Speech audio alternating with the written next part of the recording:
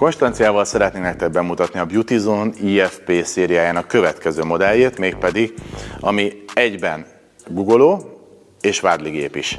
Megjelenésében letisztult, egyszerűbb gép, itt nem lapsúlyokkal terhelünk, hanem tárcsasúlyokkal, amit magunknak kell fölpakolni a felső két rúdra.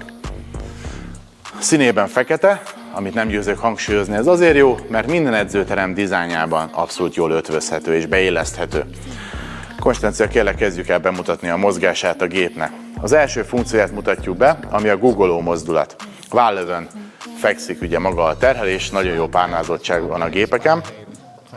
A taposó trepni meg van döntve, hogy ehhez a googoló mozdulathoz, amit ez a gép biztosít, a lehető legjobb terhelési pozíciót vegyük fel.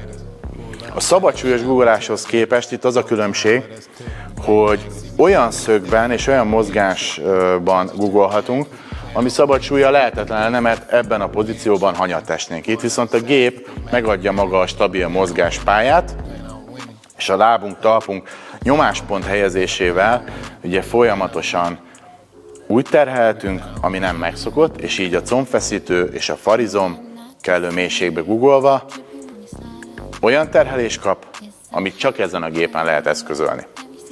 Szuper! Ez volt az első funkció. Mit éreztél ebbe a funkcióba, Konstancia? Mit emelnék ki erről?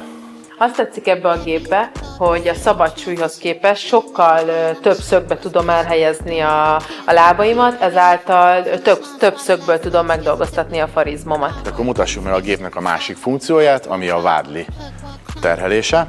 A kiinduló pozíció ugyanaz, a gép alá kell bújni, a vállővel föl kell emelni, föl kell nyomni a gépet, a támasztékot előre helyezzük, és így szabadon le tudjuk engedni a sarkunkat, és teljesen föl tudjuk nyomni a feszítés érdekében a pozíciót és a gépet. Ez. Jó.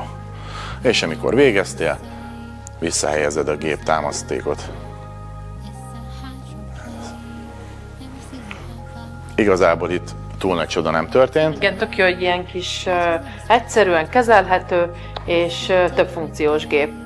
Igen, megint csak two in one, és az edzőtermet egy gépcserével, két funkcióval lehet bővíteni.